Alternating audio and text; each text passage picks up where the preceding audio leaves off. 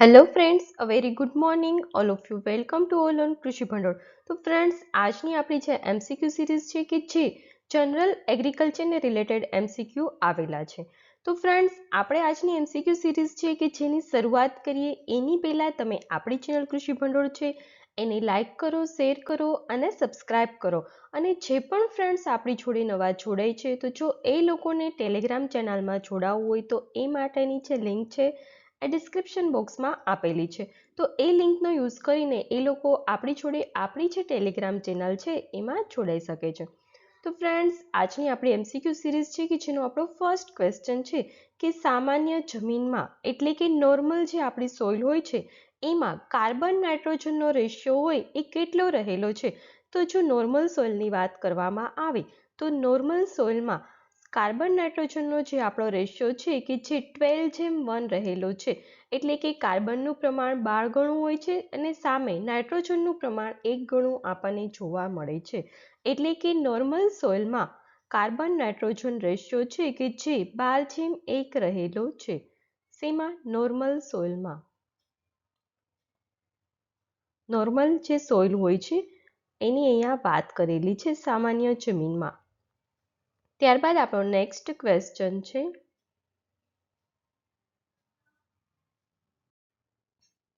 જમીનમાં કેટલા ટકા હવાનો ભાગ રહેલો છે। તો મેઇન તો આપણે પહેલાં વાત કરીએ કે આપણે જમીન છે કે જેમાં 4 કમ્પોનન્ટ રહેલા શું છે 4 કમ્પોનન્ટ રહેલા છે। તો 4 કમ્પોનન્ટ છે એ ક્યાં ક્યાં છે? તો પહેલું છે હવા। શું છે? હવા। જમીનના મુખ્યત્વે 4 કમ્પોનન્ટમાં ડિવાઈડ થયેલું હોય છે। ત્યારબાદ છે પાણી। હવા, પાણી,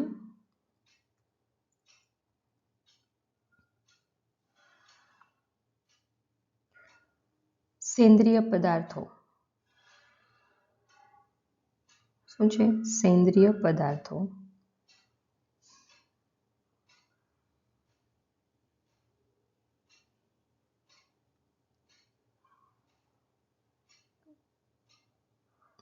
સેન્દ્રિય પદાર્થો અને લાસ્ટમાં આપણું છે ખનિજ તત્વો। શું છે? ખનિજ તત્વો। ખનિજ તત્વો એટલે કે જમીન છે કે જેના મુખ્યત્વે 4 કમ્પોનન્ટ આપણને જોવા મળે છે। તો 4 કમ્પોનન્ટ છે કે જેમાં હવા, પાણી, સેન્દ્રિય પદાર્થ અને ખનિજ તત્વો છે કે જે રહેલા છે। ખનિજ તત્વો છે જેને આપણે ઓર્ગેનિક મેટર તરીકે પણ ઓળખતા હોય છે અને ખનિજ તત્વો છે કે જેને આપણે મિનરલ્સ તરીકે પણ ઓળખતા હોઈએ છીએ। ઘણી વખત આપણને એક્ઝામમાં એવું પૂછાય કે કેટલા જમીનમાં કેટલા ટકા પ્રમાણમાં મિનરલ્સ રહેલા છે। અધરવાઇઝ ઘણી વખત આપણને ખનિજ તત્વો એવો પણ ક્વેશ્ચન પૂછે। તો જમીનમાં જો કેટલા ટકા જે કમ્પોનન્ટ હોય છે 4 મુખ્ય કમ્પોનન્ટ એમાં હવાનું પ્રમાણ કેટલું છે? તો હવાના પ્રમાણની જો વાત કરવામાં આવે તો એ છે 25%। કેટલું પ્રમાણ છે હવાનું? 25%। અને પાણીનું પણ 25% છે। હવા અને પાણી બંનેનું જે કમ્પોનન્ટ છે જે પ્રમાણ છે એ 25% છે। અને ખનિજ તત્વો છે કે જે 45% રહેલા છે મિનરલ્સ કે જેમાં રોક હોય છે, જે ખડકો હોય છે એનો પણ આમાં વધારે પ્રમાણમાં સમાવેશ થયેલો હોય છે કે જેમાંથી આપણને અલગ અલગ પ્રકારના જે ખનિજ તત્વો હોય છે કે જે મળતા હોય છે પથ્થરોમાંથી। અને 5% છે સેન્દ્રિય પદાર્થો। શું છે? સેન્દ્રિય પદાર્થો એટલે કે જમીનના મુખ્ય 4 કમ્પોનન્ટ હોય છે હવા, પાણી, સેન્દ્રિય પદાર્થો અને ખનિજ તત્વો કે જેમાં હવાનું પ્રમાણ છે એ 25% રહેલું છે અને પાણીનું પ્રમાણ છે એ પણ 25% રહેલું છે। જ્યારે ખનિજ તત્વો છે કે જે 45% રહેલા છે અને ખનિજ તત્વો છે એ 5% રહેલા છે। એટલે ટોટલ 100% આપણો જે જમીનનો ભાગ હોય છે એમાંથી આપણો ક્વેશ્ચન છે કે હવાનો ભાગ કેટલા ટકા છે? તો હવાનો ભાગ છે 25%। એટલે અહીં આપણો રાઈટ આન્સર આવશે 25%। ત્યારબાદ આપણો નેક્સ્ટ ક્વેશ્ચન છે જમીનમાં કેટલા ટકા ખનિજ પદાર્થ રહેલા છે? આપણે અગાઉ જોયું ને, જે 4 કમ્પોનન્ટ છે હવા, પાણી, ખનિજ તત્વો અને શું છે લાસ્ટવાળું આપણું? સેન્દ્રિય પદાર્થો। તો ખનિજ તત્વો છે કે જેનું પ્રમાણ આપણને 45% જોવા મળે છે, એટલે અહીંયા આપણો રાઈટ આન્સર આવશે 45%. તો અહીંયા 5% છે એ શું છે? 5%માં છે સેન્દ્રિય પદાર્થો એટલે કે ઓર્ગેનિક મેટર. ઓર્ગેનિક મેટર છે કે જેને આપણે સેન્દ્રિય પદાર્થો તરીકે ઓળખતા હોઈએ છીએ. અને 25% છે કે જેમાં હવા અને પાણીનો સમાવેશ થાય છે. શું થાય છે 25%માં? હવા અને એટલે કે 25% હવાનું પ્રમાણ છે અને સાથે સાથે 25% પાણીનું પ્રમાણ પણ રહેલું છે. ત્યારબાદ આપણો નેક્સ્ટ ક્વેશ્ચન છે,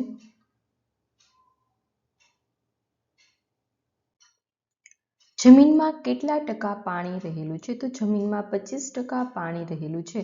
હવાનું પ્રમાણ પણ 25% રહેલું છે અને પાણીનું પ્રમાણ પણ 25% રહેલું છે. એટલે ઘણી વખત આપણને એક્ઝામમાં એવો પણ ક્વેશ્ચન પૂછાઈ શકે છે કે જમીનમાં હવા અને પાણીનું પ્રમાણ કેટલા ટકા રહેલું છે? તો હવા અને પાણીનું પ્રમાણ હોય તો ટોટલ 50% રહેલું છે. કેટલું છે ટોટલ? 50%. હવા અને પાણી બંને ભેગું થઈને 25 છે એટલે 50% રહેલું છે. ત્યારબાદ આપણો નેક્સ્ટ ક્વેશ્ચન છે, જમીનમાં કેટલા ટકા સેન્દ્રિય પદાર્થ એટલે કે ઓર્ગેનિક મેટર રહેલી છે? તો ઓર્ગેનિક મેટરની જો વાત કરવામાં આવે તો 5% છે. કેટલી છે? 5% રહેલી છે. 45% છે કે જેમાં ખનિજ તત્વો એટલે કે મિનરલ્સ રહેલા છે. શું છે? મિનરલ્સ. મિનરલ્સ છે કે જે 45% રહેલા છે. ત્યારબાદ છે 5%માં સેન્દ્રિય પદાર્થ રહેલા છે અને 25%માં હવા રહેલી છે અને બીજા 25% હોય કે જેમાં પાણીનું પ્રમાણ રહેલું છે. એટલે કે હવા અને પાણી બંને મિક્સ થઈને 50% પોર્શન હોય છે જમીનનો કે જે એમાં જોવા મળે છે. ત્યારબાદ આપણો નેક્સ્ટ ક્વેશ્ચન છે, મગફળીના ખોળમાં કેટલા ટકા નાઇટ્રોજનનું પ્રમાણ જોવા મળે છે? તો જો મગફળીના ખોળની વાત કરવામાં આવે તો મગફળીના ખોળમાં 7.3% નાઇટ્રોજન છે કે જેનું પ્રમાણ આપણને જોવા મળે છે. કેટલું જોવા મળે છે? 7.3%. ત્યારબાદ આપણો નેક્સ્ટ ક્વેશ્ચન છે, મગફળીના છોડમાં કયું ખાતર વધુ માત્રામાં ઉમેરવાથી નાઇટ્રોજનની પૂર્તિ થાય છે? એટલે કે આપણે મગફળીનો જે છોડ હોય છે કે જેમાં નાઇટ્રોજનનું પ્રમાણ આપણે જાળવી રાખવું હોય તો એના માટે આપણે કયું ફર્ટિલાઇઝર યુઝ કરીએ છીએ? તો એમાં આપણો રાઈટ આન્સર આવશે એમોનિયમ સલ્ફેટ. શું યુઝ કરીએ છીએ? Ammonium sulphate. આ ફર્ટિલાઇઝર યુઝ કરવાથી નાઇટ્રોજનની પૂર્તિ થતી હોય છે. ત્યારબાદ આપણો નેક્સ્ટ ક્વેશ્ચન છે, કયા તાપમાને બટેટાના ટ્યુબરને સંગ્રહ કરવામાં આવે છે? એટલે કે બટેટાનું જે ટ્યુબર હોય છે કે જેને આપણે જમીનમાં ટ્યુબર હોય છે એને સોવિંગ કરતા હોય છે, એને વાવતા હોય છે અને ત્યારબાદ એમાંથી બટેટાનો છોડ હોય છે એ ઉગતો હોય છે. તો આ જે ટ્યુબર હોય છે એને આપણે કયા અંશ સેલ્સિયસ તાપમાને સંગ્રહ કરતા હોઈએ? તો 0° તાપમાન હોય છે કે જ્યારે આપણે બટેટાનું જે ટ્યુબર હોય છે એનો સંગ્રહ કરતા હોય છે. અને આ બટેટાનું ટ્યુબર હોય છે એ જેટલું હેલ્ધી હોય એટલું જ આપણા જે બટેટા હોય છે કે જેનો છોડ આપણને હેલ્ધી ગ્રો થવાનો ચાન્સીસ વધારે હોય છે. અને 0° તાપમાને આપણે એને સ્ટોર કરીએ એનું મેઇન રીઝન શું છે?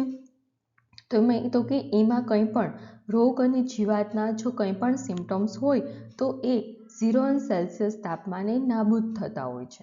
એટલે કે રોગ અને જે જીવાતના જે પણ સિમ્ટમ્સ હોય છે એનો જે વિકાસ હોય છે એ થતો હોતો નથી અને એનો વિકાસ અટકી જતો હોય છે.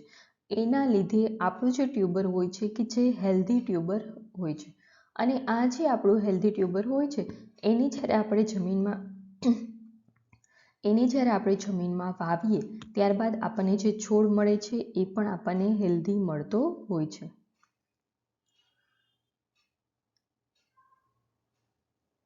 એટલે અહીંયા આપણો રાઈટ આન્સર આવશે 0°C. ત્યારબાદ આપણો નેક્સ્ટ ક્વેશ્ચન છે,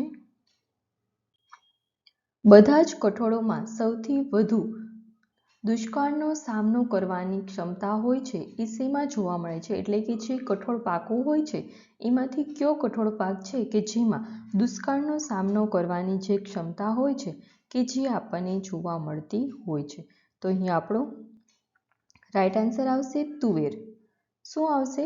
તુવેરનો પાક છે કે જે ડ્રોટ રેઝિસ્ટન્સ છે. શું છે? ડ્રોટ રેઝિસ્ટન્સ છે. એટલે કે જે આપણા બધા જ કઠોળ પાકો છે, મગ, અડદ, ચોળી, વટાણા, વાલ, બધા જમાં સૌથી વધારે ડ્રોટનું સામે એટલે કે દુષ્કાળની સામે જો સામનો કરી શકે એ છે આપણું તુવેરનો પાક. ત્યારબાદ આપણો નેક્સ્ટ ક્વેશ્ચન છે, કયા શણમાં ગ્લાયકોસાઇડ હાજર હોય છે? શણ હોય છે કે જેના મુખ્યત્વે બે પ્રકાર હોય છે. એક છે કોર્કોરસ કેપ્સ્યુલારિસ અને બીજું છે કોર્કોરસ ઓલિયોટોરિસ. તો આપણો અહીં જે ગ્લાયકોસાઇડ જે હાજર હોય છે એ જે શણ હોય છે કે જે છે કોર્કોરસ કેપ્સ્યુલારિસ. એટલે અહીં આપણો રાઈટ આન્સર છે એ. ત્યારબાદ આપણો નેક્સ્ટ ક્વેશ્ચન છે, ચણા એ કેવો છોડ છે? એટલે કે ચણાનો જે આપણો છોડ છે એ કયા ટાઈપનો છોડ છે? C4 છે, C3 છે કે કેમ છે? તો અહીં આપણો રાઈટ આન્સર આવશે C3. ચણાનો જે છોડ છે કે જે C3 પ્લાન્ટ હોય છે. ત્યારબાદ આપણો નેક્સ્ટ ક્વેશ્ચન છે, શેરડીની કઈ પ્રોડક્ટ એસિડિક જમીનને સુધારવા માટે ઉપયોગી હોય છે? તો શેરડીની જે આપણી પ્રોડક્ટની વાત કરવામાં આવે તો પ્રેસ મડ છે, બગાસીસ છે, મોલાસીસ છે, આ બધી જ આપણી શેરડીની પ્રોડક્ટ છે. અને આ જે ત્રણેય શેરડીની જે પ્રોડક્ટ હોય છે બધી જ એમાંથી જે એસિડિક જમીન હોય છે એને સુધારવા માટે ઉપયોગમાં આવતી હોય એ છે પ્રેસ મડ. અને આ જે પ્રેસ મડ હોય છે કે જેમાં લાઇમનો પોર્શન આપણને જોવા મળે છે. શું જોવા મળે છે પ્રેસ મડમાં? લાઇમનો પોર્શન એટલે કે ચૂનો. અને આ લાઇમના પોર્શનના લીધે એસિડિક જમીન હોય છે કે જેને આપણે સુધારવા માટે પ્રેસ મડ છે કે જે ઉપયોગી હોય છે. અને જો પ્રેસ મડ ના હોય તો નોર્મલ જે એસિડિક જમીન હોય છે એનું આપણે જો સુધારવું હોય તો એના માટે કેલ્શિયમ કાર્બોનેટ એટલે કે ચૂનાનો પથ્થર હોય છે કે જેનો યુઝ થતું હોય છે CaCO3. કેલ્શિયમ કાર્બોનેટ એટલે CaCO3 કે જે કડીચૂનો તરીકે પણ આપણે ઓળખીએ છીએ, ચૂનાના પથ્થર તરીકે પણ ઓળખતા હોઈએ છીએ. અને આ જે કડીચૂનો હોય છે કે જે આપણી એસિડિક જમીન હોય છે એને ન્યુટ્રલ કરવા માટે એટલે કે એસિડિક પોર્શન, એસિડિક જમીન કોને કહેવામાં આવે છે? તો કે જે જમીન હોય છે કે જેની pH 7થી ઓછી આપણને જણાતી હોય તો એવી જે pH હોય છે ધરાવતી જે જમીનો હોય છે કે જેને આપણે એસિડિક જમીન તરીકે ઓળખતા હોઈએ છીએ. અને આપણે આ જે કડીચૂનો છે કેલ્શિયમ કાર્બોનેટ છે કે જે એસિડિક જમીન હોય છે, ફોર એક્ઝામ્પલ જે જમીનની pH 4.5 છે, બરાબર, અને આ જે pH ધરાવતી જમીન જે છે કે જેમાં આપણે કેલ્શિયમ કાર્બોનેટ એડ કરીએ તો એ જમીનની pH છે કે જે 4.5માંથી ઇન્ક્રીઝ થઈને નિયર અબાઉટ 6.5 ઓર 7 સુધી પહોંચી શકે છે. એટલે કે જે એસિડિક જમીન હોય છે એને એસિડનું પ્રમાણ ઘટાડવા માટે આપણે કેલ્શિયમ કાર્બોનેટ છે કે જે યુઝ થતું હોય છે. અને અહીં શેરડીની પ્રોડક્ટની વાત કરેલી છે આપણને ક્વેશ્ચનમાં, એટલે પ્રેસ મડ છે કે જેમાં લાઇમનું પ્રમાણ થોડું ઘણું આપણને જોવા મળે છે. અને એટલા માટે જ પ્રેસ મડ છે કે જે એસિડિક જમીન હોય છે એને સુધારવા માટે યુઝ થાય છે. અને આ પ્રેસ મડ આપણે જમીનમાં એપ્લાય કરીએ એટલે આપણી જે એસિડિક જમીન હોય છે એ આલ્કલાઇન તરફ જતી રહે છે. એસિડિકમાંથી આલ્કલાઇન અથવા તો ન્યુટ્રલ જે જમીન હોય છે એનો ગુણધર્મ આપણને જોવા મળે છે. ત્યારબાદ આપણો નેક્સ્ટ ક્વેશ્ચન છે, ઘઉંમાં ફળનો પ્રકાર કયો હોય છે? એટલે કે જે ઘઉંમાં જે આપણને ફ્રૂટ જોવા મળે છે એને શું કહેવામાં આવે છે? તો અહીં આપણો રાઈટ આન્સર આવે છે એ, કેરોપ્સિસ છે કે જેને આપણે કહીએ છીએ. ત્યારબાદ આપણો નેક્સ્ટ ક્વેશ્ચન છે, ઘઉંની કઈ વેરાયટી એ પાછોતરા વાવવા માટે જવાબદાર છે? એટલે કે લેટ સોવિંગ. આપણે જો લેટ સોવિંગ કરવું હોય તો કઈ વેરાયટી ઘઉંની છે કે જે યુઝફુલ છે લેટ સોવિંગ માટે, પાછોતરું વાવેતર અથવા તો વાવવું, એટલે લેટ સોવિંગ માટે ઉપયોગી છે લોકવન વેરાયટી. કઈ છે? લોકવન વેરાયટી કે જે લેટ સોવિંગ માટે ફેમસ છે, એટલે આપણો રાઈટ આન્સર આવશે લોકવન. ત્યારબાદ આપણો નેક્સ્ટ ક્વેશ્ચન છે, જીએસટી એ કયા પ્રકારનો કર છે? તો અહીં જીએસટીની વાત કરવામાં આવી છે. તો જીએસટી જે છે કે જે ઇનડાયરેક્ટ ટેક્સ છે. શું છે? ઇનડાયરેક્ટ ટેક્સ છે. ટેક્સ છે કે જેના મુખ્યત્વે બે પ્રકાર છે. ટેક્સ છે એના બે પ્રકાર છે. પહેલું છે ડાયરેક્ટ ટેક્સ અને બીજું છે ઇનડાયરેક્ટ ટેક્સ. જો ડાયરેક્ટ ટેક્સની આપણે વાત કરીએ તો ઇન્કમ ટેક્સ કે જેને આપણે ડાયરેક્ટ ટેક્સ તરીકે ઓળખતા હોઈએ છીએ. શા માટે ડાયરેક્ટ ટેક્સ કહેવામાં આવે છે ઇન્કમ ટેક્સને? તો કે ઇન્કમ જે હોય છે આપણી એના અલગ અલગ સ્લેબ હોય છે અને ઇન્કમના સ્લેબ ઉપર આપણને ટેક્સ લાગે છે. ફોર એક્ઝામ્પલ, આપણે જો મિડલ ક્લાસમાં આવતા હોય તો ફોર એક્ઝામ્પલ આપણી યરલી જે ઇન્કમ હોય છે એ 5 લાખથી ઓછી હોય છે. તો જો 5 લાખથી ઓછી આપણી ઇન્કમ હોય યરલી તો આપણે નીલ ટેક્સમાં આવે છે, એટલે કે આપણે કશું ટેક્સ પે કરવાનો આવતો નથી. પરંતુ ફોર એક્ઝામ્પલ આપણી યરલી જે ઇન્કમ હોય છે એ 15 લાખ છે અથવા તો 15થી 20ની વચ્ચે છે, તો આપણે એનો જે ટેક્સ સ્લેબ હોય છે જે ગવર્મેન્ટે ડિસાઇડ કરેલો હોય છે 5%, 10% ઓર 15%, તો એ મુજબ આપણી ઇન્કમ વધવાની સાથે ટેક્સ હોય છે એ પણ વધતો હોય છે, તો એને આપણે ડાયરેક્ટ ટેક્સ તરીકે ઓળખીએ છીએ. અને ઇનડાયરેક્ટ ટેક્સ છે કે જે જીએસટી, આપણે કંઈ પણ ગુડ્સ એન્ડ સર્વિસ આપણે યુઝ કરીએ, કોઈ પણ ગુડ એન્ડ સર્વિસ પરચેઝ કરીએ તો આપણે જે ટેક્સ પે કરતા હોઈએ છીએ ને એ કમ્પલસરી હોય છે, હરેક વ્યક્તિ માટે હોય છે, એને આપણે ઇનડાયરેક્ટ ટેક્સ તરીકે ઓળખતા હોઈએ છીએ.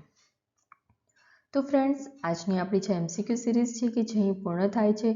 ફરી મળીશું કાલે નવી એમસીક્યુ સિરીઝ સાથે. ત્યાં સુધી તમે આપણી ચેનલ કૃષિ ભંડોળ છે એને લાઇક કરો, શેર કરો અને સબસ્ક્રાઈબ કરો. અને જે પણ ફ્રેન્ડ્સ આપણી જોડે નવા જોડાય છે તો એ લોકોને જો ટેલિગ્રામ ચેનલમાં જોડાવવું હોય તો લિંક એ ડિસ્ક્રિપ્શન બોક્સમાં આપેલી છે. Thank you.